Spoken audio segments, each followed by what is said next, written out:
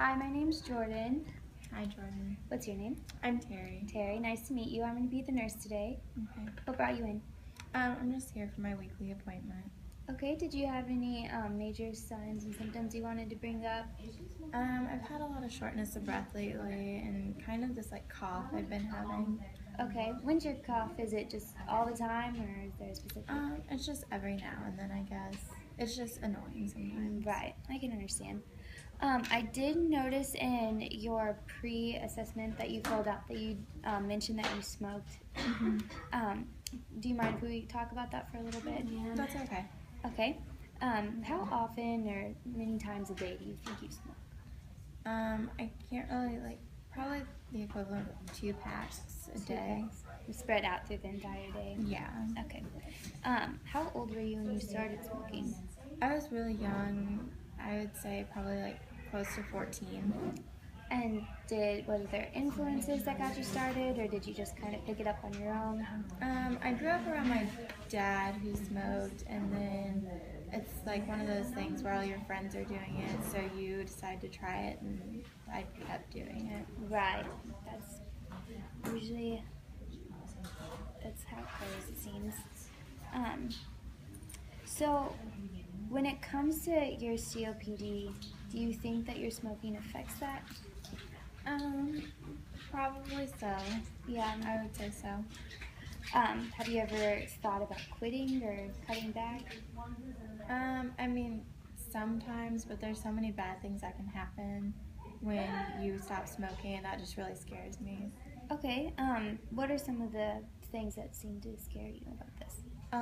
Well, as you probably know, I struggle with depression, so I'm just afraid that by quitting smoking that I'm just going to fall back into that depression, and I really don't want to be back in that place.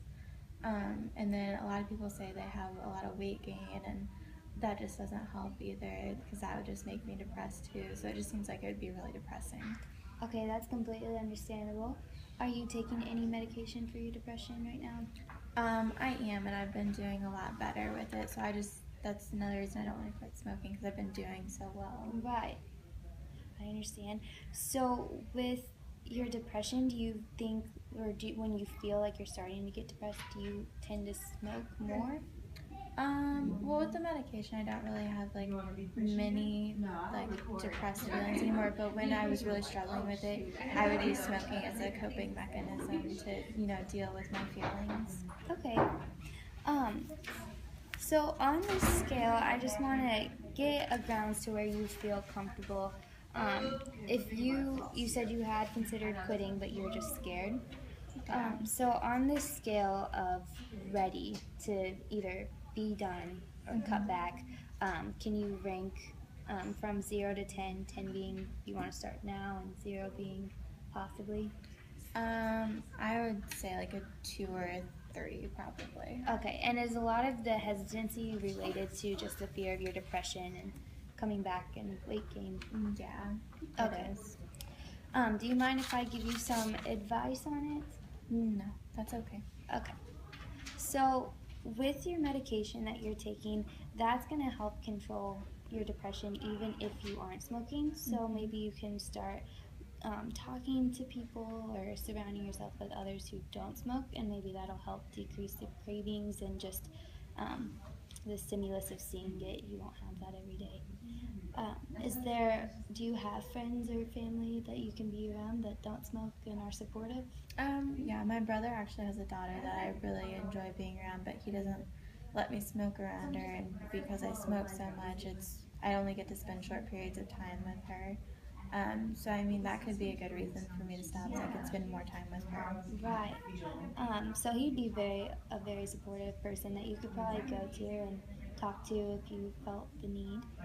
We also have medications that we can add to your regimen, such as Chantix, and that's like a gum, and it's a nicotine gum that you can chew instead of actually smoking. We have patches and pills as well, so whatever you feel comfortable with if you wanted to add that in. But with those, you also have to understand that you can't smoke on them because you're already getting nicotine. So is that something you would consider as gum or a patch instead of smoking?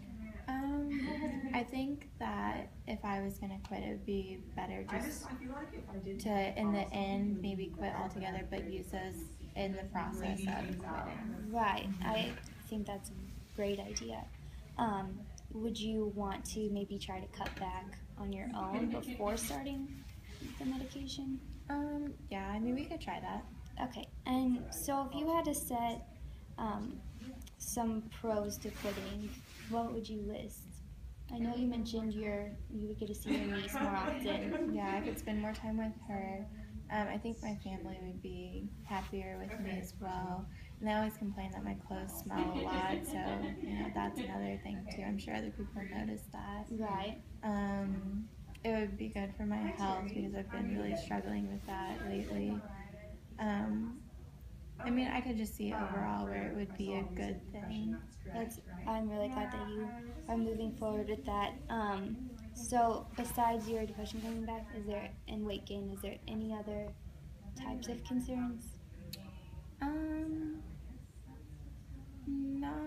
Not really. I would just be afraid of starting again and then having to start this whole process over, but that's kind of down the line. Right. And one of the motivating facts, I remember you mentioned something about your father smoking. Does he still smoke? He actually passed away from cancer, so he did smoke all the way until he died, though. Oh, I'm sorry to hear that. So, with that being said, that could also be a big motivating factor, is thinking about your dad. So let's set some goals to cut back on smoking and explore more options. So what's a realistic goal that you think you can obtain? I think that I can try and cut back like the number of times I smoke a day first. So maybe instead of smoking 2 packs a day, go down to 1 and then a half, and then from the half go to none. Okay. And do you have a plan that when you do start feeling stressed or something, are you gonna just maybe you could limit how much you spend, so only buy 1 pack a day, and once that's gone, it's gone. Do you have a hobby or something you can do? Well, part of dealing with my depression, I've been trying to exercise regularly, so that seems to help some.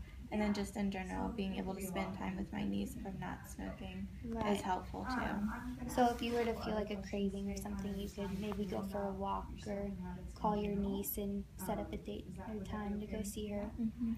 That sounds like really good plans. So I'm going to ask you again about this scale now that we've had conversation, set some goals. When do you feel like you would want to start this process? I think I could start today. Okay. And maybe try and over the course of the next week cut back, and maybe when I see you again be to the point where I'm only smoking a pack a day. Okay, perfect. Could you give me a number, 0 being not wanting to quit and 10 quitting today? Would you say you're a full 10 at this point? I'd still say that I have some doubt, so I'd be closer to like the 5 or the 6 range, but I can definitely see where there are benefits and that it would be a really good option. Okay, perfect. Well, let's schedule a follow-up meeting and we can go back over this ruler on your next visit and also talk about your progress and your goals and see if they've been met. So once you're finished in here, you can go out to the receptionist and she'll get your next appointment set up. Okay, thank you so much. You're welcome. I hope you had a good day. Thanks.